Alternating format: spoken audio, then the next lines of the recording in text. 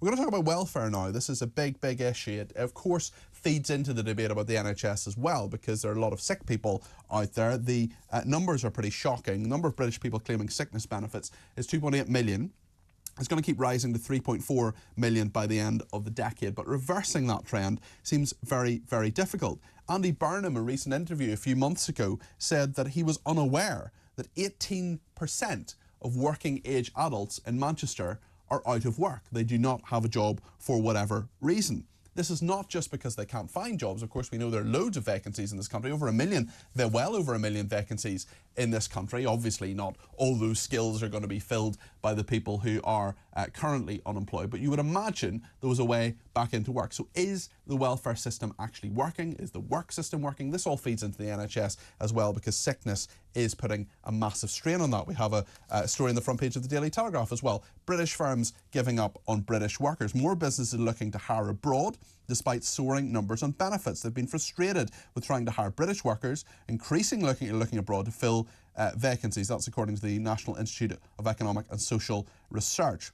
Firms registering to become sponsors of people hiring abroad has doubled in the past 2 years as hundreds of thousands of Britons abandon work. Sometimes these are just older people who can afford to retire, but sometimes there are people who are choosing not to work, and that feeds into immigration as well. 745,000 extra people, more than the size of a city the size of Bradford in the last year, for which statistics are available.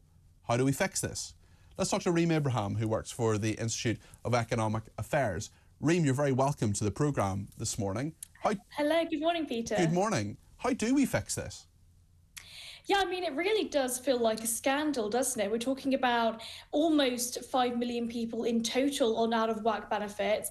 This number on sickness benefits seems to be increasing. It's significantly increased after the pandemic. And I mean, these kind of figures are really quite scandalous. You spoke about Manchester in your introduction as an example. Manchester is a city where there are about 40,000 jobs being advertised, and yet 18%, that's almost 1 in 5 people of working age, not on top-up benefits, we're talking about out-of-work benefits that are completely incapacitated, unable to work. And so these kind of figures are really quite shocking. Clearly, there has to be some kind of reform here. And ultimately, it's the government effectively saying to those people that they're able to remain on those benefits instead of actually going into work. Now, this has a multitude of different consequences. Not only is it a huge waste of taxpayer resources, we already see the highest tax burden since the Second World War, ever increasing. The government seem to want to change it, but it's also just a huge waste of human potential. These are people that could be working, that could be contributing to the economy, that could be contributing to society, and are instead unable to, for whatever reason, whether that be genuine physical illnesses, whether that be treatable mental illnesses. We've seen sort of huge rise of that after the pandemic. And so I really just want to make the point that actually, forget about the economic arguments for a moment. This is a huge waste of human potential. I think you're absolutely right. It is a waste of human potential. There are a lot of people who could work and who don't. In terms of those people, do you think the welfare system incentivises people not to work? I actually have a message here from someone who's just texted in, 87222, that's the number. Hi, I was in a DIY store recently. I overheard this conversation by the cashier. I've been offered full-time hours, but I am not taking it as I will lose some benefits. That is part of the system. The whole point of universal credit before George Osborne put a coach and horses through it and absolutely destroyed it, our second worst chancellor ever after Kwasi Kwarteng, who then, I mean, this was a good idea by Ian Duncan Smith. This was a good idea by the Centre of Social Justice to always make work pay. And that reform was attempted, but that hasn't happened. No, it hasn't, and this is the exact point. It should always be better to work than to be on benefits, always. And I'm not just talking about the fact that this is a waste of economic resources, that taxpayer money is being spent on people that haven't earned that money. What I am saying is that there are many people that are on those benefits that either, there is sort of a conversation to be had about people that have been on benefits for a very long time. It's very unlikely for them to come off it, even if they are capable of working. Often the mental health issues really are an issue. I mean, people become very depressed when they are reliant on taxpayer benefits. And so I do think it's really important that we have like honest and open conversation about it, but also look at the hard facts here. There are vacancies available. We had was it the CEO of Next just a few years ago, Lord Wolfson, is crying out for more immigration to fill in those vacancies. Well, actually, there are huge numbers of people in this country already living here that are perfectly capable of filling up those vacancies, and yet the current system, the current benefit system, is incentivizing those people to remain reliant on the state and, of course, reliant on every other citizen. Now, this is again happening in the context of an aging population in which there are more and more people on pensions, more and more people that are taking up taxpayer resources, and less people of working age actually contributing. We need more people to work, and we need to ensure that their human potential actually is fulfilled. Hold that thought for a second, Reem. I know you're going to stay with us for a little bit longer as well, but I just want to talk about, we talk about disabled people, and I want to be really clear here. I have absolutely no problem whatsoever paying taxes and for money from that taxation to be given to people who cannot work. They should be supported. I have disabled people who've been in my own family, I have friends who are disabled. I know there are viewers and listeners sometimes who are disabled who contact me. Really inspirational. A woman called Sophie contacted me this week. She has cerebral palsy and walked for the first time in a year. She receives benefits, and I've absolutely no problem with that. That is what we should be doing as a society. However, there are people who sometimes receive benefits, who sometimes say they're disabled, who should not be receiving those benefits. And there's abuse in every system. The majority of people, I'm sure, absolutely fine. As I say, no problem whatsoever. So I want to get a bit more information on what life is like. Disability Direct is a great organisation. Amu Raju is the chief executive of that organisation. Amu, thank you for joining us today. Do you think, I actually think that this is the case, but you may disagree, I think sometimes disabled people are used as a bit of a punching bag by governments and by politicians who essentially say, well, there's rife abuse in the system. But there is some abuse, isn't there? There is definitely some abuse. I've been running my charity for nearly 30 years now. And one of the first projects I introduced was welfare benefit support. And like you've just said, Peter, there are genuine disabled people who want to work, and they really do want to work. And there are also some people on long-term sick who, under the Equality Act, would be classed as disabled people too. And they're the ones that I think we're talking about who could end up in this benefit trap. But it's not as simple as the benefit system is too comfortable for them, because a lot of them end up being in food banks. And let's be realistic, nobody wants to be in a food bank. So tell us about that benefit trap. So if you are a disabled person who can maybe do some work, let's say for the sake of argument, you can maybe work from home, even maybe not the whole time. I have a disabled friend, for example, who wants to work a few hours a week. She has multiple sclerosis. She can maybe work 5-6 hours a week. She'd love to work from home, but getting that work is sometimes quite difficult. But tell me about the benefit trap, that sometimes there are people who have a form of disability. Maybe they want to work even a little bit, but it's very, very hard, I'm sure, to get sometimes the jobs. But tell me about the benefit trap in terms of how that works. It's really, really complex, because I mean, there's been 2 studies done by the national charity called Scope, which you've all heard of, around the extra costs for disabled people. I was involved in one piece of research which showed that they were £500+ per month worse off. Recently, they did the same research again, and it's now over doubled to over. Why does it cost more? Look, I know. I remember talking to a disabled woman, in a wheelchair, long-term disabled, who said, "Look, my energy bill is probably higher than yours because when I wash, I have to have more water. I've got to have more hot water. It takes me longer to have a shower than it takes you to have it. You can have a shower in 5 or 10 minutes. For me, it might take 20 minutes. I understand that, but what are the extra costs associated with being disabled? That's just one of them.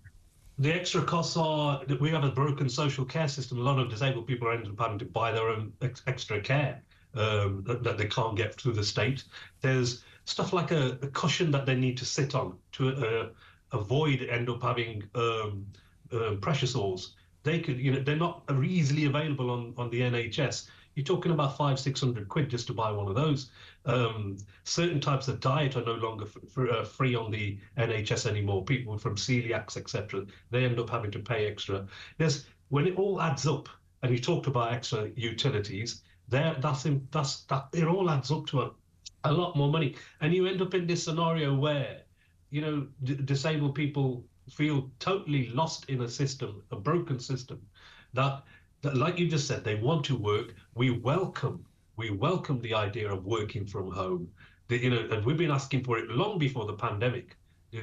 So what would you do? Imagine you can wave a magic wand. You've been working in this area for 30 years, Amo. You can wave a magic wand, and you can get the government to fix the system whereby people who need money from the state to live. I totally get that. No argument with that whatsoever. But let's say they can work 10 hours a week. What would you do to make that work for them and for their employer? To fix the system, I'm going to say something a little bit radical, and some of my peers across the country will probably be nodding when I say this. The assessments for disabled people need to be done by disabled people. They need to be done. I run a user-led organization. My board of trustees are all disabled people. And therefore, it's in our interest to make sure that our constituent group lives on an equal footing, works, accesses the services the way mainstream society does. But we're having decisions made about disabled people by non-disabled people, and they don't understand what our needs are. So if you go right to the top, even going as far as electing our councillors and MPs, those vast majority of them don't understand disability, don't understand what it's like to live with a condition in a certain way. But you can understand something without experiencing it yourself, can't you? I do understand. I get you can, but to live and breathe it, it gives you that personal insight yourself that, okay, when I'm making this decision, it's going to affect certain people in a certain way, my peers in a certain way.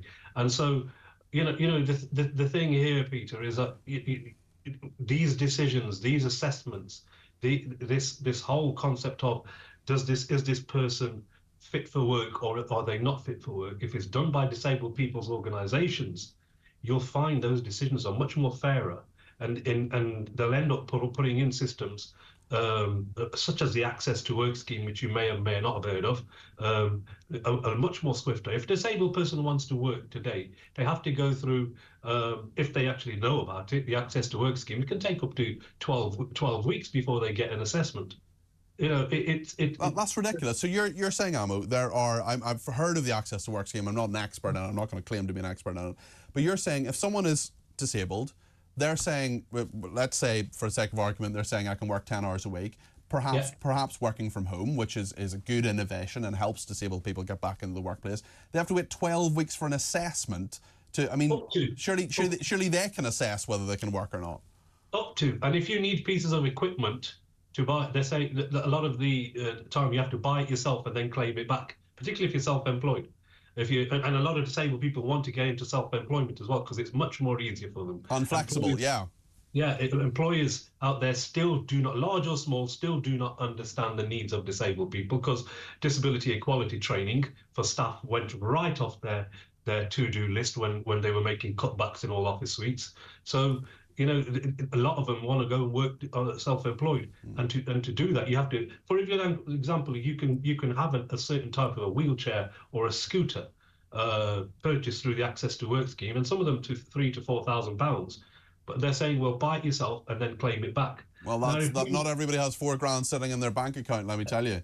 You hit the nail on the head, and that's the problem here. The system's completely broken, and you need to have disabled people's organisations having these conversations directly with decision makers, or making those assessments on behalf of the peers, the constituent groups that they're trying to support. Amo, really interesting talking to you. That's Amo Raju, who's the CEO of Disability Direct. Thank you. I've got a lot of food for thought there. Reem Abraham is still with us from the Institute of Economic Affairs. Reem, what do you make of what Amo says there?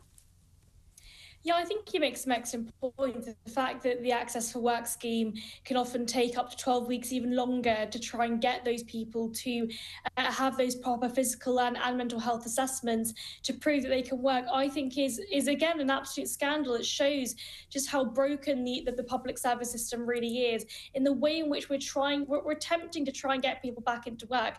And yet these very people that are indeed claiming benefits as well want to get back into work but are unable to do so.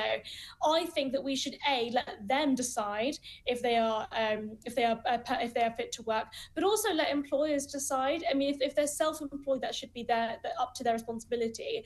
They shouldn't have to go through a government scheme in order to ensure that they're able to work. But also letting employers side. Employers and employees can negotiate freely, should be able to negotiate freely without the intervention of government. Now, the problem with the benefit system as a whole is that there are people that do take advantage of it. There are, of course, many people that Amu, of course, tries to represent and support through his charity. Those people are being taken advantage of, in my opinion, by the people that are taking advantage of the system. And I think it's unfair on the people that actually are disabled, those people that actually are unfit to work. It's incredibly unfair on those people that are being brought under the entire umbrella by the very people that are taking advantage of the system. Yeah, well, I do think we need to have better assessment.